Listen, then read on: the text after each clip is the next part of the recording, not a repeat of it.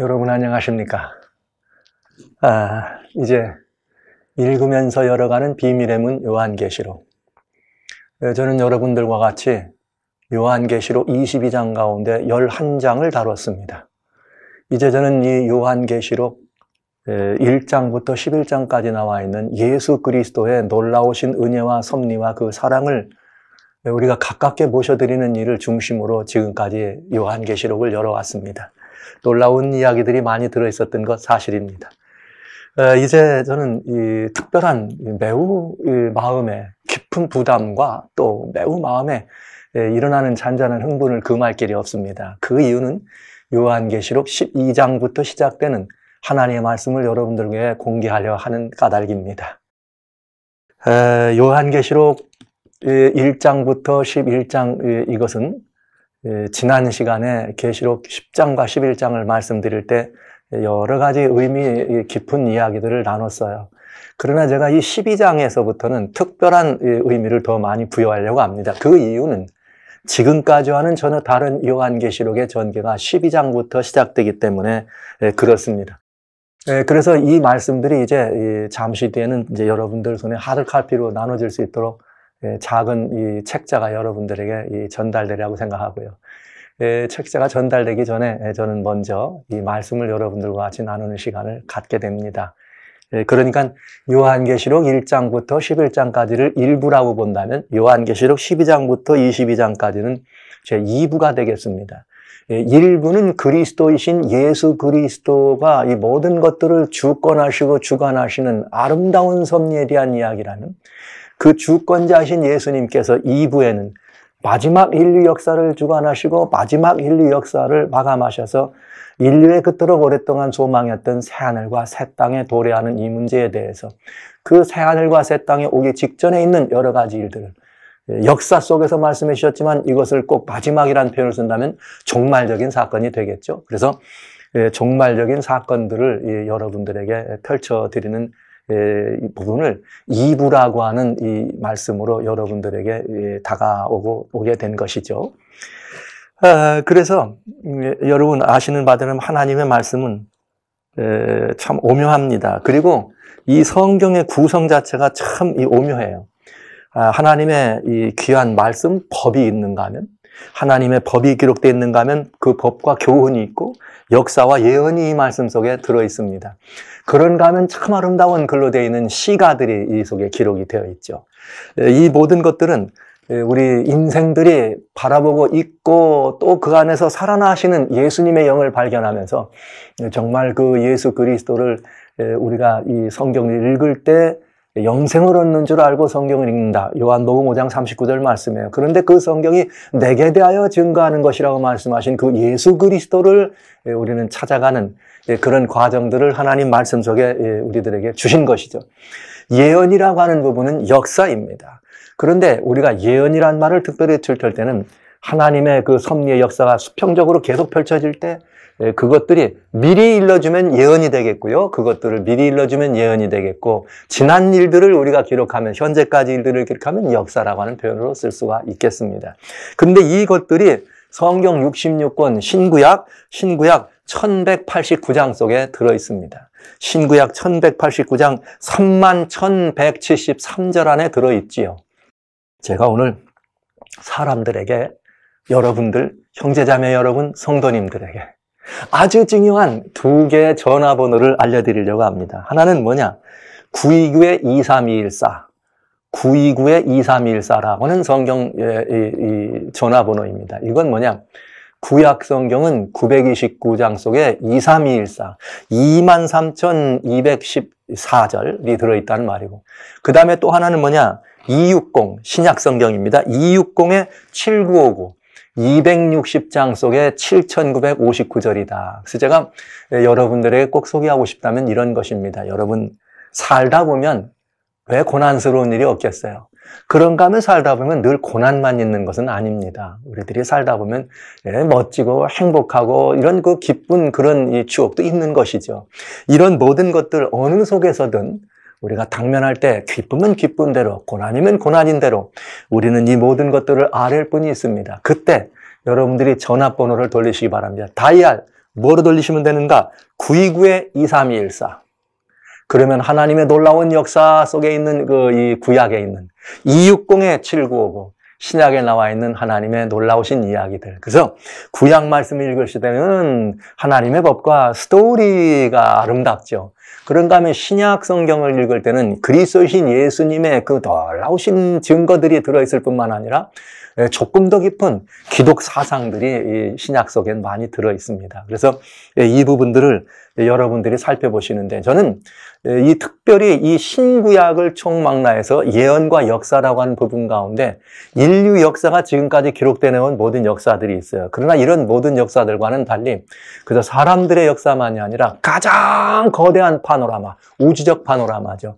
하늘에서부터 시작돼서 이 땅에 있는 우리들의 역사까지 일목요연하게 아주 상징적으로 표현해서 우리들이 알기만 하면 아주 중요한 이 하나님의 오묘와 섭리를 쉽게 말하면 이런 거 천기를 우리가 누설할 수 있는 그런 이 말씀들을 이렇게 이 요한 계시록 12장 속에 들어있어요. 그래서 저는 가끔 이런 말씀을 드립니다. 여러분들이 시간이 좀 넉넉해가지고 구원의 이치를 공부하시려면 한 책을 읽으시는데 그 책은 출애굽기라고 하는 책을 읽어보시면 좋습니다. 그래서 출애굽이라고 하는 책을 읽도록.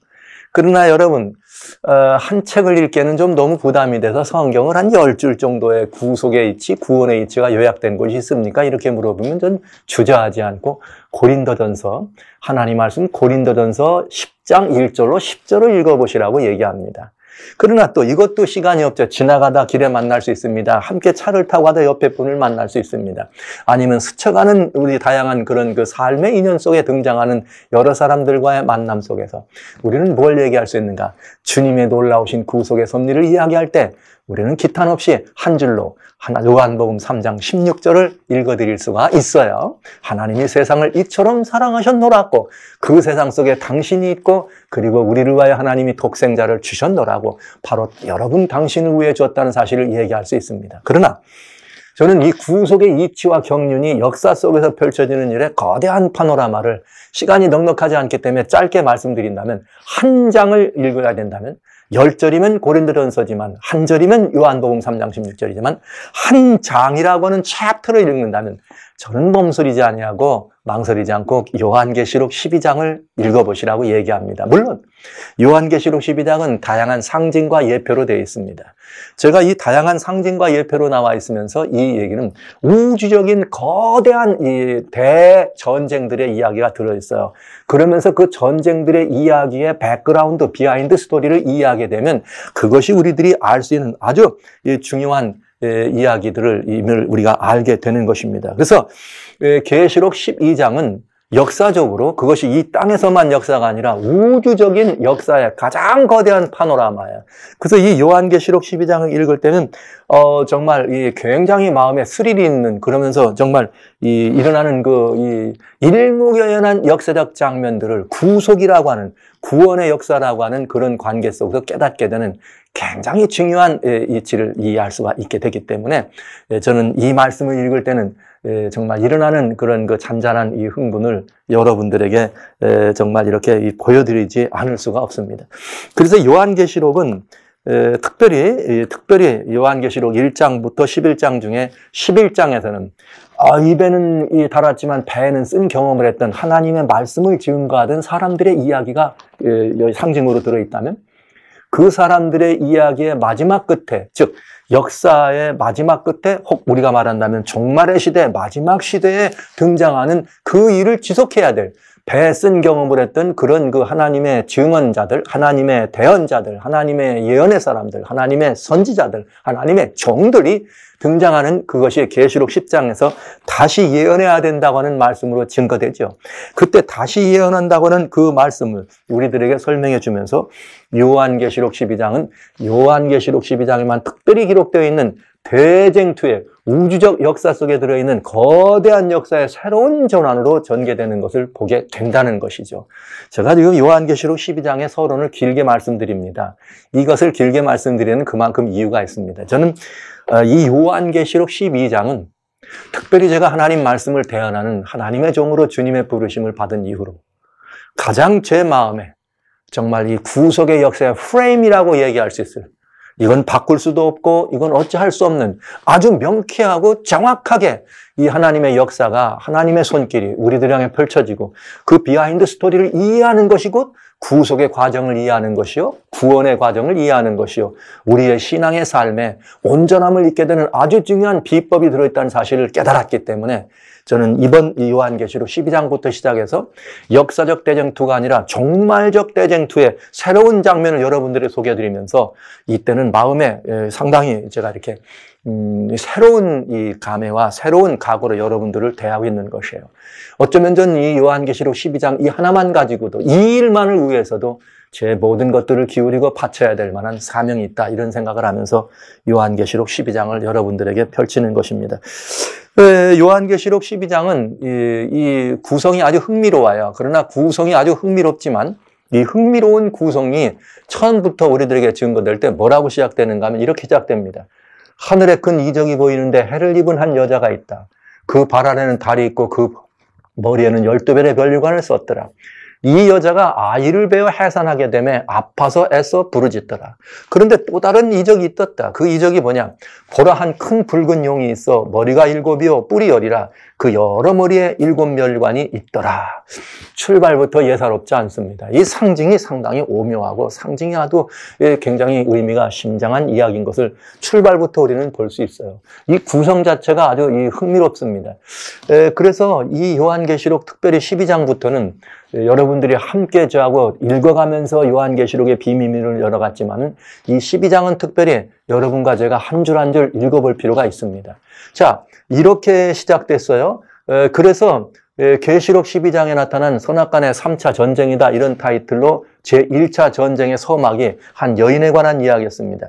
이 여인이 등장하면서 이 여인이 아이를 가지고 이렇게 애를 낳으려고 하는 이런 장면들을 보여줬는데, 그 다음에 무슨 일이 나오는가 하면 이 여인이 그런 일을 하고 이 아이를 삼키려고 하는 그런 용의 역사가 등장하면서 과연 이것이 어떻게 진행되는가. 이 요한계시록의 이 말씀은 마치 무슨 말씀과 같은가 하면 여러분 집에서 보시는 그 장대한 그 TV나 이런 데 연속극과 같이 보시면 좋아요. 어떤 사건이 일어납니다. 근데 다른 이 에피소드에서는 그 사건이 왜 일어나는지를 동시에 일어나는 일이지만 장면으로는 다른 장면으로 우리들에게 보여주죠. 근데 요한계시록이 그렇게 됐어요. 말씀드리자면 한 여인이 있습니다. 이 여인이 아기를 가지고 애써 아기를 낳고도 힘써 부르짖었더라. 근데 왜 그런 일이 시작됐느냐 하는 것이 보여진다 이거죠. 아까 보신 것처럼 하늘에서 용이 있었는데, 하늘에 용이 있었는데 그 용이 꼬리가 하늘별 3분의 1을 끌어다가 용이 땅에 던지더라. 그랬더니 용이 해산하려는 여자 앞에서 그가 해산하면 아이를 삼키고자 하더니 이렇게 이 설명이 돼 있어요. 그러니까 이 여자가 등장하고 그 여자가 등장하면서 하늘에서는 용이 있었고 그 여자가 아이를 이게 해산해서 애써 부르짖는 이유가 바로 하늘에서 용이 이렇게 이 여자가 아이를 낳으면 이 아이를 낳게 되면 이 아이를 삼키려고 하늘별 3분의 1을 땅에 집어 던졌다. 이 얘기가 나오는 것이. 그러니까 양방향 에피소드예요. 우주적 지금 상황이 일어나는 것입니다. 땅에서 이런 일이 있었습니다. 왜 이런 일이 있었을까? 우리는 그 대답을 하늘에서 찾을 수 있습니다. 성경은 이 일에 대하여 침묵하지 않고 우리들에게 이 상황이 어떤 것인지를 설명해주고 있는 것이죠. 자, 그런데 이 아이가 누구였는가? 알고 봤더니 이 아들을 낳는데 이 자는 장차 철장으로 만국을 다스릴 남자라. 이 아이를 하나님 앞과 그 보좌 앞으로 올려가더라. 이런 사건에 관한 이야기입니다. 이것이 양방향에서 보여준 이 원인이 됐기 때문에 제가 1차 전쟁이다, 이런 말을 쓴 거예요. 자, 서막과 그 전쟁의 이유가 여기 1차 전쟁이 나타나죠. 그 다음에 두 번째 전쟁은 뭐냐? 이번에는 어떤 일이 벌어졌는가 하면 이 아이를 하나님 앞과 보좌 앞으로 올려갔다 그랬어요. 그랬더니 이번에는 어떻게 전쟁이냐? 하늘에서 전쟁이 있어요. 미가엘과 그의 사자들이 용으로 더불어 싸울 때, 아까 나온 용입니다. 용과 그의 사자들도 싸우나 이기지 못하여 다시 하늘에서 저희 있을 곳을 얻지 못한지라. 큰 용이 내어 쫓겼다. 옛뱀고 사단이라고도 하고 막이라고도 하는 이 온 천하를 꿰는 자라. 땅으로 내어 쫓기니 그의 사자들도 저와 함께 내어 쫓겼다. 이렇게 돼 있네요. 여러분 얼마나 흥미진진하죠? 흥미진진하죠? 자, 보시죠. 이게 여자가 난 아이가 하나님 앞과 보호자 앞으로 올라갑니다. 그 다음에 이번엔 하늘에서 전쟁이 벌어져요. 전쟁이 벌어지는데 미가엘과 용이 싸웁니다. 그런 다음에 용이 져요. 하늘에서 미가엘에게 져서 땅으로 내어 쫓겼습니다. 내어 쫓길 때 아예 그와 함께한 사자들도 저와 함께 데려졌다. 그다음 이번엔 에피소드가 어디 에피소드예요? 하늘 에피소드입니다. 그러면 이렇게 됐을 때 이 일의 결과로 일어나는 일이 뭐냐? 땅에서 일어나는 일이죠. 용이 자기가 땅으로 내어 쫓긴 것을 보고는 남자를 낳은 여자를 핍박하는지라 이렇게 돼 있네요. 자, 땅의 모습을 보이더니 그 연일을 하늘로 일러주시고 이번엔 하늘의 모습을 보여주시고 그 결과가 땅에 일어나는 것. 그래서 이건 2차 전쟁입니다. 여자가 큰 독수리의 날개를 받아 광야 자기 곳으로 날아가서 거기서 그 뱀의 낯을 피하여 한때 두때 반때를 양육받더라.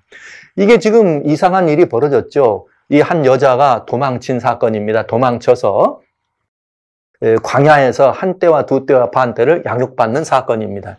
여기 양육받는다 그랬는데 도망간다 그랬어요. 근데 이게 앞에 보면 뭐가 나오냐면 여자가 광야로 도망가요. 같은 내용이에요. 같은 표현.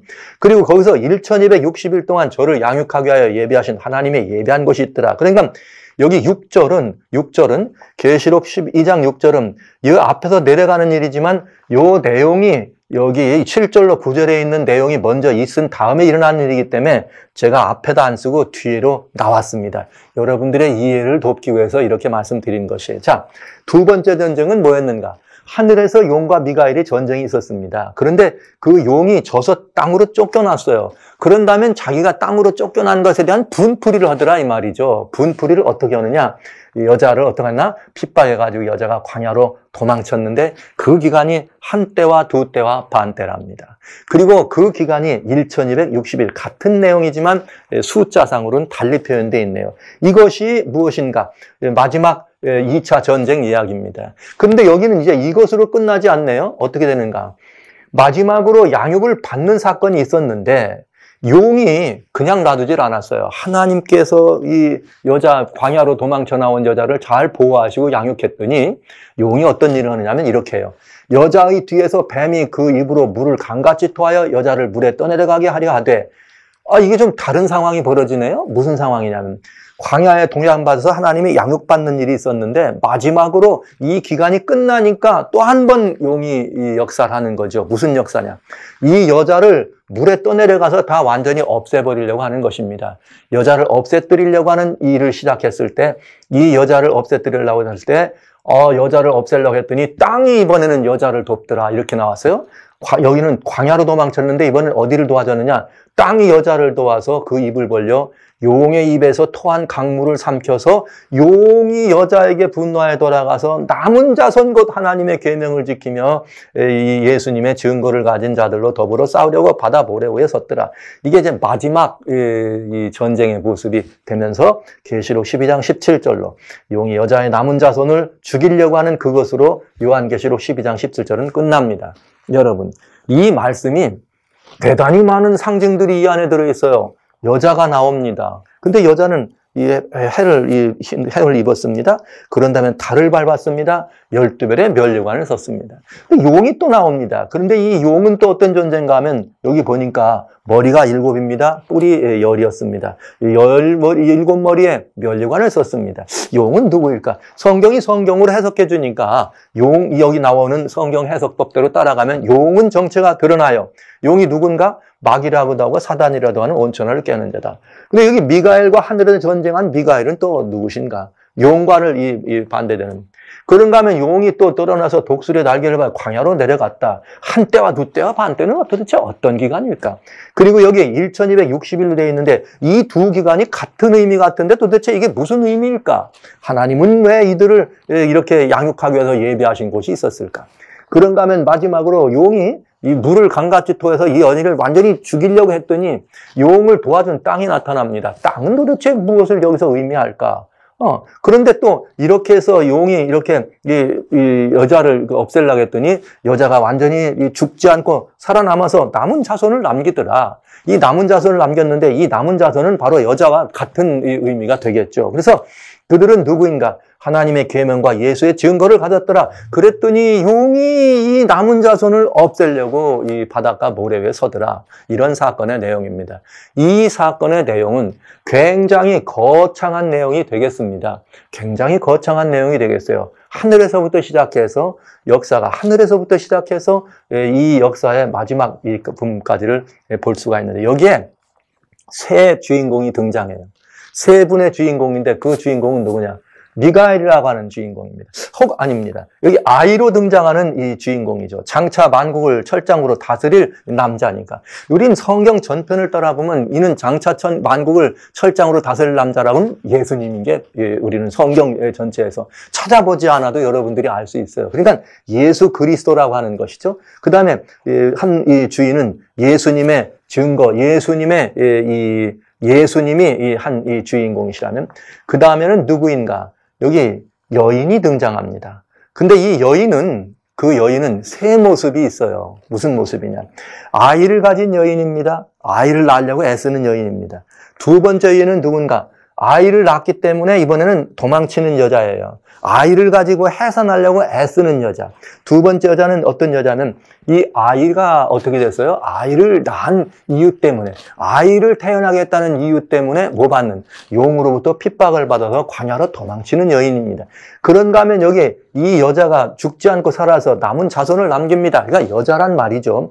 근데 이 여자는 세 번째 여자는 누군가? 하나님의 계명과 예수의 증거를 가진 사람들입니다. 그런데 이 여자의 세 번째 여자의 모습은 다른 모습이에요. 무슨 모습이냐? 아이를 낳으려고 혹 이렇게 애쓴 것도 아니요. 도망친 것도 아닙니다. 이번에 보면 어떻게 되는가? 용이 여자와 여수의 증거를 가져 싸우러 용과 더불어 어떻게 하는 거예요? 맞닥뜨려서 대적하는 한 여인의 이 모습을 우리는 보게 되는 거죠. 그래서 이 모습들을 자세히 살펴볼 필요가 있어요. 그러면 이제 세 번째 주인공은 누군가? 세 번째 주인공은 용입니다. 용이 누구냐? 하늘에 있었던 용이에요. 처음에는 7머리에 10뿔 가지고 17머리에 면류관을 가졌던 용입니다. 그런 용이 있었는데 그 용이 한 일이 뭐냐면 아이를 낳는 여자를 이렇게 핍박하는데 자세히 보면은 용이 핍박한 것은 여자가 아니에요. 아이를 삼키려고 한 것입니다. 그러니까 사실은 용이 첫 번째 대적한 것은 아이였습니다. 예수 그리스도예요. 그 다음에 두 번째, 이렇게 해서 예수님이 십자가 이후에 부활 승천하시고 하늘에 올라가셨어요. 그랬더니 하늘에서 전쟁이 일어나. 이때는 용은 뭐예요? 대군 미가엘과 싸워가지고 패배하고 땅으로 쫓겨나는 용입니다. 아직은 하늘에 있었는데 땅으로 쫓겨나서 다시는 이 하늘에 있을 곳을 얻지 못하는 이 사건이 벌어지죠. 10절로 12절에 이제 등장합니다. 그러면서 이 용이 하는 일은 뭐냐면 자기가 광야로 쫓겨나가지고 하는 일은 아이를 해산했던 여자를 핍박하는 일이에요. 세 번째 용은 또 어떤 일을 하느냐? 세 번째 용은 여자의 남은 자손을 어떻게 하려고? 진멸하기 위해서, 이 여자의 남은 자손을 진멸하기 위해서 바닷가 모래에 서는데, 이번에는 여자의 남은 자손이 만만치 않네요? 어떤 상황이에요? 아이 때문에 해산하려고 애를 썼습니다. 그 다음에는 어떻게 했어요? 도망쳤습니다. 그러나 세 번째 여자의 남은 자손은 이것이 중요합니다. 도망치지 않습니다. 용과 뭐 하는 존재예요? 대적하는 존재입니다. 자, 이렇게 해서 요한계시록 12장은 그 개요가 아니라 여러분과 같이 제가 한번 이렇게 읽었어요. 읽으면서 우리가 여기서 봐야 될 몇 가지 중요한 포인트들을 미리 말씀드린 것입니다. 자, 여기에 나와 있는 것처럼 달을 밟고 해를 잇고 12별의 면류관을 쓴 여인은 누구인가? 이 여인이 아이를 가지고 해산하려고 애썼는데 그 아이는 누구일까? 하늘에서 일이 벌어졌습니다. 하늘에서 무슨 일이 있는가? 하늘에서 이 용이 말이죠. 자기 꼬리의 3분의 1의 이 별들을 땅으로 내보낸 그 용의 정체는 무엇인가? 그가 또 하늘에서 그런 일들을 했다는 것은 무엇을 의미하는가? 그 다음에 그 용이 이 땅에 내려 쫓겨가지고 이 땅에서 핍박하는 여자, 이 핍박받는 여자는 이번엔 누구일까? 그리고 이 핍박하는 일은 어떻게 이루어졌는가? 그 기간이 한때와 두때와 반때요 1260이라 했는데 도대체 이건 무엇을 의미하는 것일까? 흥미진진합니다. 알기만 하면 간단한 얘기도 하고 아주 쉽기도 합니다. 그러나 이 기독교 역사 속에서 이 사실에 대해서 우리는 이해하기도 하고 이해 안 하려고 하기도 하고 이 부분에 대한 다양한 해석들을 갖지만은 특별히 요한계시록을 인봉된 책으로 했기 때문에 이 말씀들을 잘 보지 않은 것이에요. 읽기만 했더라면, 읽기만 했더라면 우리는 이 비밀의 문을 열어볼 수 있었습니다. 저는 이 말씀들을 여러분들에게 이제 공개하면서 이런 이 말씀을 하나 드릴까 해요. 수년 전에 한국에서 이 TV 드라마 가운데 뭐가 있었는가 하면, 제가 기억하기로는, 추노라고 하는 이 드라마가 있었습니다. 근데 그것에 제가 보니까 백그라운드가 인조 반정 이런 상황, 그런 때 이야기가 백그라운드였던 것 같아요. 도망친 노예를 쫓아가는. 그랬더니 제가 본 건 뭐냐면 기사를 읽었는데 그 추노라고 하는 거기에 추노꾼이 있었다 없었다. 그건 뭐 역사적으로 사실이 아니다 이런 얘기를 하더군요. 그런데 재밌는 일은 또 그 다음에 조금 지나니까 실제 그 추노가 있었다. 즉 추노란 말은 도망친 노비를 쫓아간다는 뜻이에요. 그래서 그런 역사들이 있었는데 그게 어디 들어있느냐? 조선 왕조 시일록에 그거 들어있었답니다. 왕조 시일록에 그런 게 기록됐으니까 사람들이 그 사실을 믿은 거죠. 연속극이라는 건 다 각색한 것이고 사람들을 보기 재밌게 만들기 위해서 뭔가 각색한 것이지만 실제 그 백그라운드에는 도망친 노예를 쫓아다니는 일이 있었다 하는 것입니다. 그런데 하나님의 역사가 이 땅에서 펼쳐지는데 놀랍게도 하나님의 역사가 펼쳐지는데 우리는 인류의 역사는 기록할 수 있었습니다.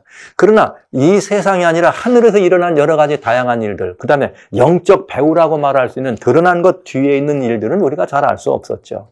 근데 여러분, 요한계시록 12장에서는 이 땅에서 일어나는 일들의 원인이 무엇인가를 설명해 주는데 그래서 하늘에서 있었던 일들을 우리들에게 보여주게 된 것입니다. 그래서 이 요한계시록 12장의 그 범위는 우주와 땅과 이 모든 시간과 공간에서 가장 넓은 파노라마입니다. 내용은 17줄이라고 하는 아주 단순한 줄이지만 이 17줄 속에 우리는 인류 역사에 대한 인류 역사가 왜 이런 역사가 일어났는지를 이해할 수 있게 될 뿐만 아니라 이 역사의 근원이 하늘에서 왜 이런 일이 하늘에서 일어난 일이었다는 사실을 우리는 알게 되죠. 이런 부분들을 우리가 살피게 되겠습니다. 그래서 요한계시록 12장에서 저는 여러분들과 같이 지금 읽으신 것과 같이 매우 흥미진진한 말씀을 드리면서 다시 한번 강조드리는 것은 요한계시록 12장의 말씀을 우리가 온전히 이해하게 되면 구속의 모든 경륜에 대한 이해가 분명해질 뿐만 아니라 그리고 우리가 어떠한 사람이 되어야 마땅할까 하는 것과 그 다음에 마지막 시대를 살아가는 하나님의 백성들이 어떤 그리스도인의 삶을 살아가야 될지를 우리는 명확하게 이해할 수 있다고 하는 것입니다. 그리고 중요한 것, 승리의 비결이 이 안에 들어있습니다.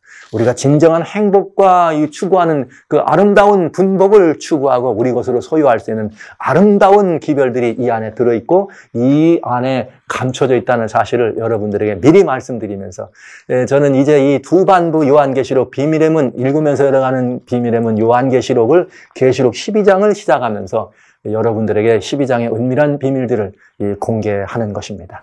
저는 이 말씀을 여러분들에게 드릴 때 특별한 마음의 각오가 있습니다. 그건 왜 그런가? 저는 이 말씀이 모든 인류 역사에게 증거돼야 될 아주 중요한 말씀이라 이 계시록 12장 말씀은 감춰서는 안 되는 말씀입니다.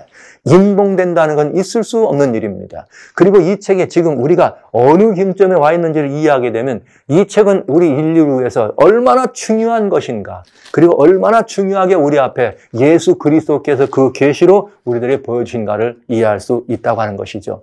그래서 성경 속에 들어있는 다양한 오해들 그리고 우리가 지금까지 이해했던 것들의 그 이해 안에 들어있는 다양한 모순들이 있어요. 구속의 이야기 아니면 예언의 역사 속에 이 모순이나 아니면 다양한 이해들을 온전하게 제자리를 잡아서 이렇게 그 보석 같은 구슬을 제대로 껴서 보석으로 보물로 우리 몸에 걸 수 있도록 만들어지는 것과 같은 그런 역사적 징검다리를 다시 한번 새롭게 만들어가는 매우 중요한 시간을 가지려고 합니다. 사랑하신 형제자매 여러분, 성도 여러분, 주님의 역사를 기다리는 혹시 재림 성도 여러분, 특별한 우리 모든 그리스도인들은 예수님의 재림을 기다리기 때문에 재림 성도입니다.